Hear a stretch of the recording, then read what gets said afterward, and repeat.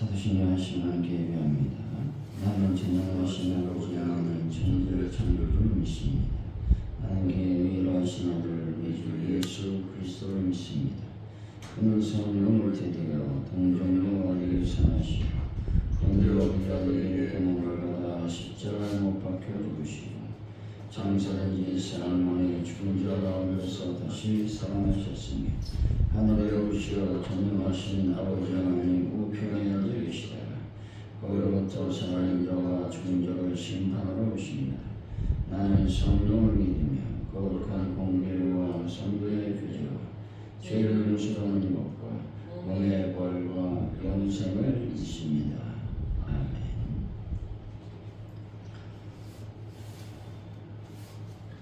찬송가 288장입니다.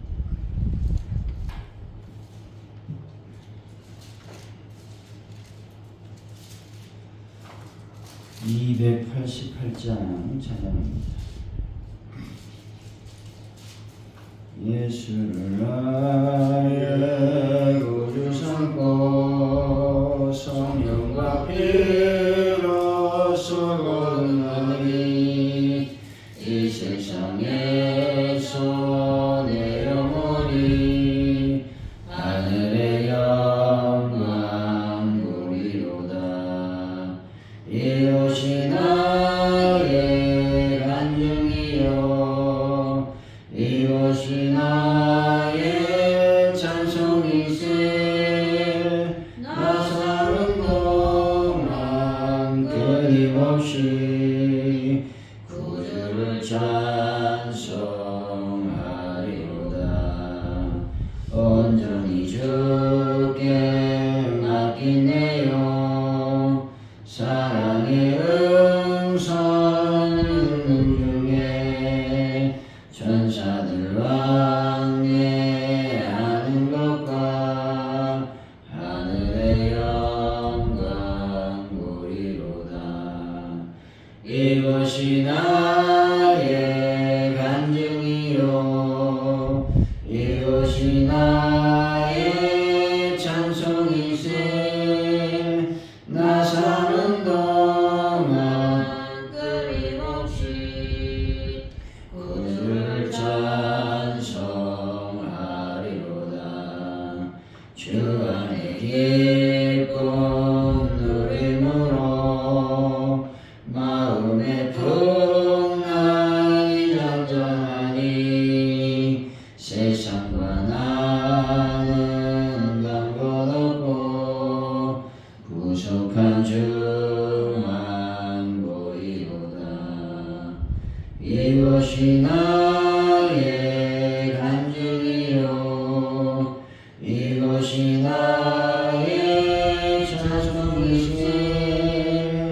나 사는 동안 끊임없이 구주를 찬송하리로다. 아멘. 주님께 나아가는 자를 결코 외면하지 않으시고 끝까지 책임지시는 사랑에 오늘도 힘을 얻고 주님께 구하오니 저희들의 간구를 응답하여 주옵소서. 생명의 떡이신 주님 안에 줄이거나 마르지 않은 완전한 만족을 맛보게 하여 주시기를 원합니다. 생명을 내어놓기까지 구원 역사를 이루신 주님을 저희와 공동체도 담대히 따르게 하여 주시기를 원하오니 함께하여 주옵소서. 하나님 아버지, 오늘도 하루 일과 속에 하나님의 영광을 드러낼 수 있는 삶을 살게 하여 주실 줄로 믿습니다. 예수 믿는 저로서의 올바른 삶을 살 수 있도록 인도하여 주옵소서. 아버지 하나님이여, 이 민족을 늘 붙잡아 주시길 원합니다. 특별히 아버지 정치적인 불안성 혼란 속에 참으로 많은 어려움과 또한 위태함이 이 민족에게 있습니다. 주님, 이 모든 불안한 것들을 막아주시고 온전히 하나님의 뜻을 따라 살아갈 수 있는 민족으로 하나님 채워 주실 줄로 믿습니다. 아버지, 위정자들을 불쌍히 여기시고 그들이 자기의 이익만을 놓고 자기들의 정당만을 놓고 싸우는 것이 아니라 하나님의 의를 따라 하나님의 영광을 드러낼 수 있는 자들이 다 될 수 있도록 인도하여 주실 줄로 믿습니다. 하나님 아버지, 시간 동안 간절히 기도하오니 북한 땅에 하나님의 복음이 진거되게 하시고 특별히 북한의 도발을 막아주실 줄로 믿습니다. 성령님, 오늘도 간절히 기도하오니 전세계 평화를 더하여 주실 줄로 믿습니다. 전쟁이 속히 다 끝날 수 있도록 은혜를 베풀어 주옵소서. 하나님 아버지, 시간 간절히 기도할 때에 가족들께 놀라운 도움을 더하여 주실 줄로 믿습니다. 하나님의 말씀이 흥왕하게 하시고 또 주의 거룩한 영광이 드러내게 하여 주실 줄로 믿습니다. 하나님, 저희들이 전도할 때 열매 맺고 결실의 역사를 경험하게 하시고 그래서 주님 앞에 나와서 감격하며 감사하는 저희들의 삶이 되게 하여 주옵소서. 베란다 문제를 해결하여 주실 줄로 믿습니다. 특히 또 차량의 문제를 놓고 기도하오니 저희들의 모든 차량에 필요한 모든 것들을 채워 주실 줄로 믿습니다. 하나님 아버지, 시간 간절히 주님께 기도하오니 장로 하나분들을 예수의 볼로 거룩한 능력의 손길로 어루만져 주셔서 깨끗하게 치유되고 회복되게 하여 주옵소서.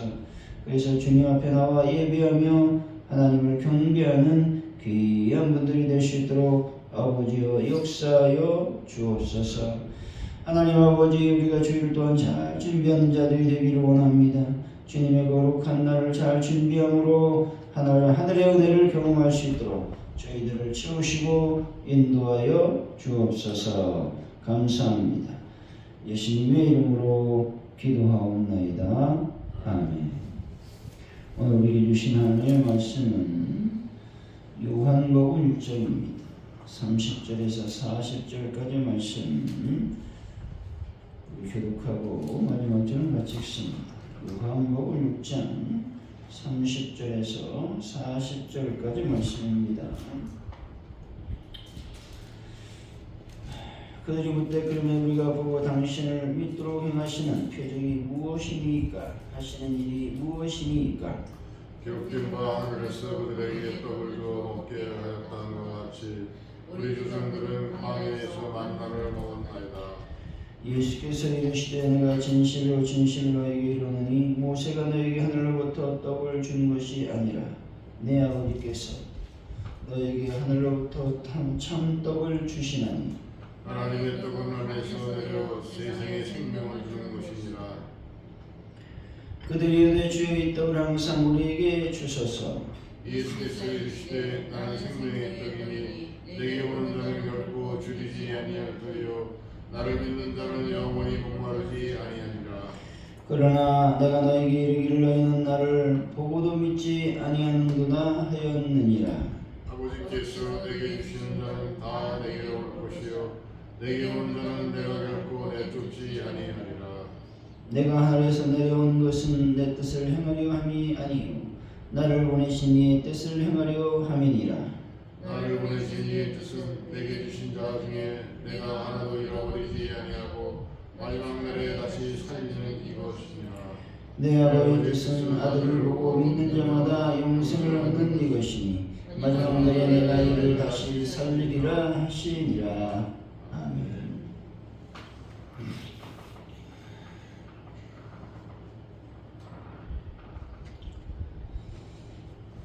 오늘의 말씀은 우리가 표적을 구하자 예수님은 세상에 생명을 주는 하나님의 떡에 대해서 말씀하십니다.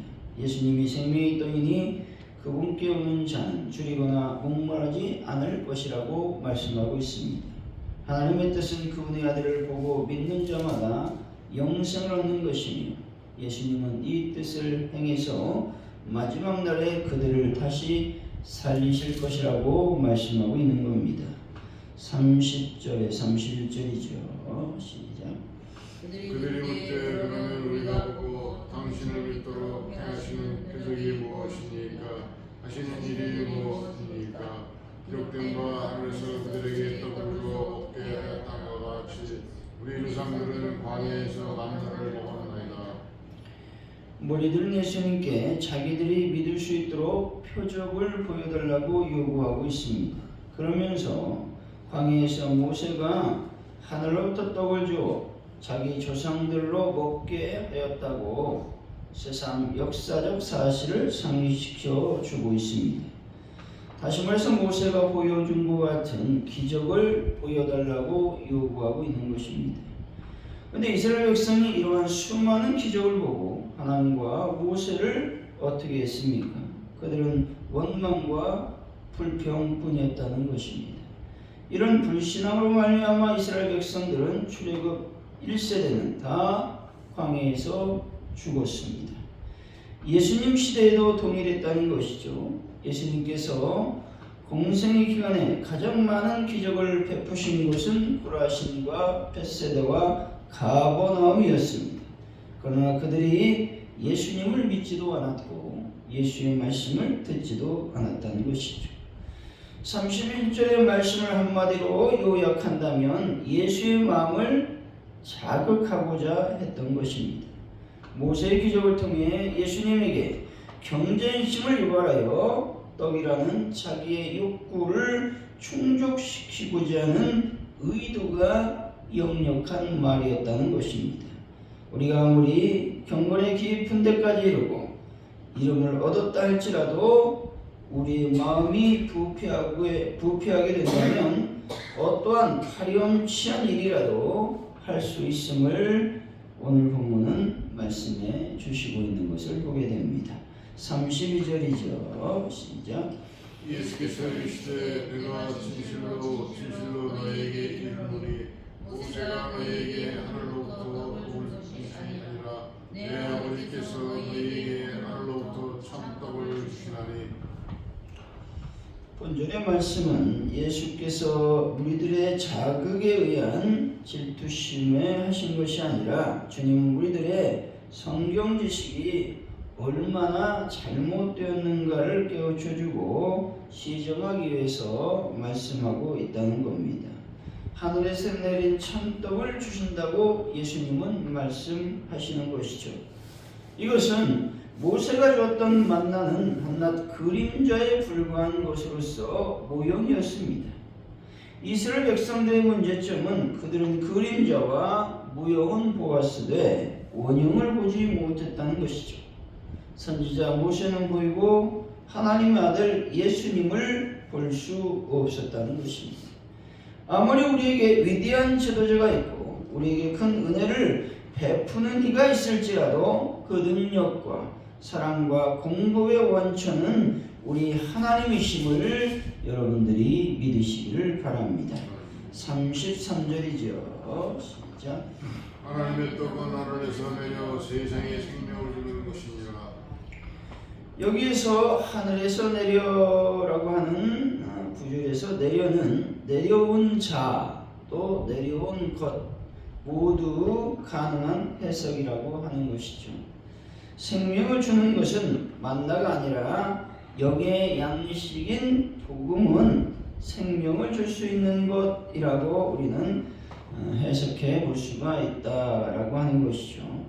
때문에 생명을 주는 영의 양식인 복음으로 오늘도 여러분들이 충만하시기를 바랍니다. 34절에서 35절이죠. 시작. 그들이 이르되 주여 이 떡을 항상 우리에게 주소서. 예수께서 이르시되 나는 생명의 떡이니 내게 오는 자는 결코 줄이지 아니할 터이요 나를 믿는 자는 영원히 목마르지 아니하리라. 생명의 떡은 양식을 예수님께서 주시는데 예수님의 신성에 의해 뚝딱 만들어지는 것이 아니라고 하는 말씀이죠. 세상의 어떤 지도자도 자기 자신을 희생하여 생명을 주는 지도자는 없다는 것이죠. 하지만 우리 예수님은 자신을 희생하셨습니다.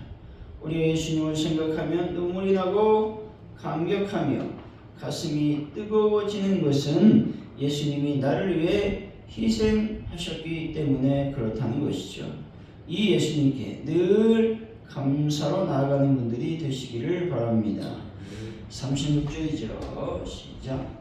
그러나 내가 너희에게 이르기를 너희는 나를 보고도 믿지 아니하는도다 하였느니라. 참 신기한 것은 예수님 시대에 예수님을 직접 보고도 믿지 않았느냐 하는 것입니다. 그 사랑, 그 기적, 그 말씀을 듣고 보고 체험했습니다. 그 체험은 일회성이 아니었고 수없이 반복이 되었다는 것이죠. 그런데 그들은 믿지 않았습니다. 이것은 예수님 시대 외에 모세 시대에도 일어났던 일이었다는 것이죠. 이스라엘 백성들은 기적을 일으키는 모세를 향해서 원망과 불평을 쏟아내었고 돌로 모세와 아론을 치르고까지 했다라고 하는 것이죠. 37절이죠. 시작. 아버지께서 내게 주시는 자는 다 내게로 올 것이요 내게 오는 자는 내가 결코 내쫓지 아니하리라. 오늘의 말씀은 우리의 믿음이 어디에 속해 있는가를 알려주는 하나님의 말씀인 것입니다. 우리는 흔히 생각하기를 믿음이 자신의 의지 영역에서 속하는 것이라고 착각하기 쉽다는 것입니다. 믿는 주체가 나라고 생각하기 때문에 그렇다는 것이죠. 또 다른 성도나 목사님들이 자신들의 믿음에 지대한 영향을 미친다고 생각을 할 때도 있다는 것입니다.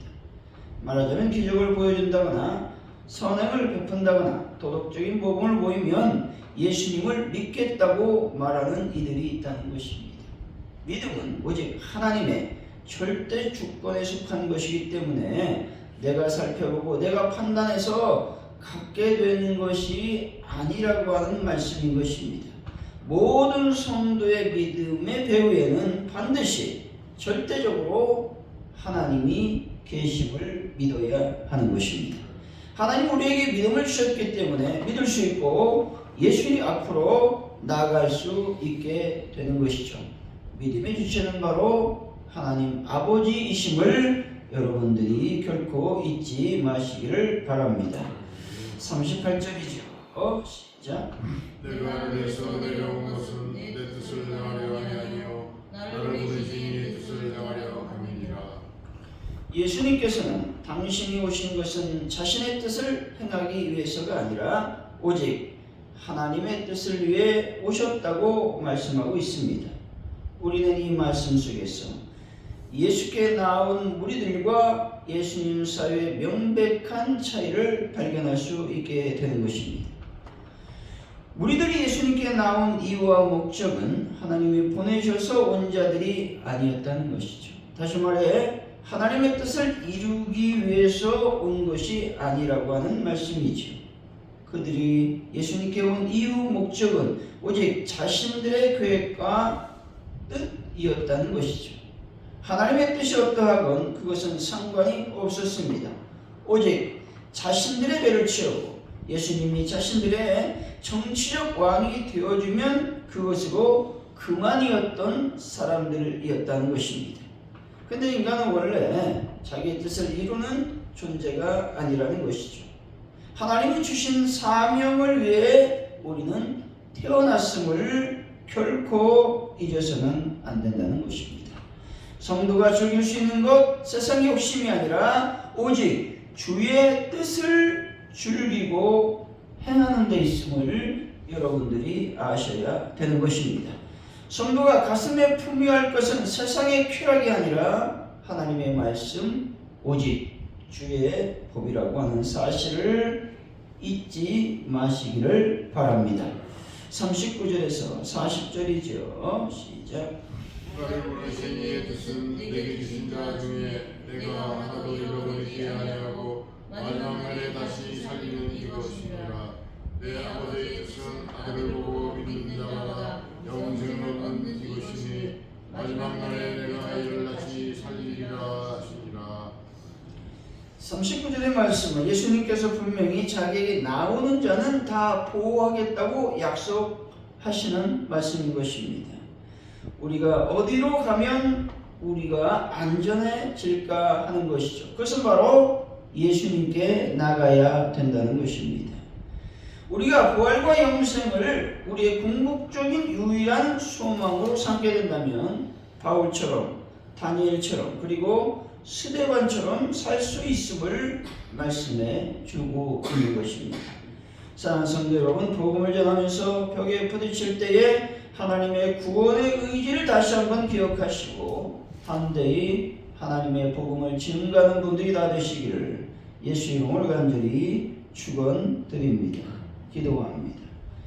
하나님 아버지, 우리 마음이 늘 부패있고 또 우리 마음이 늘 부정직함을 고백합니다.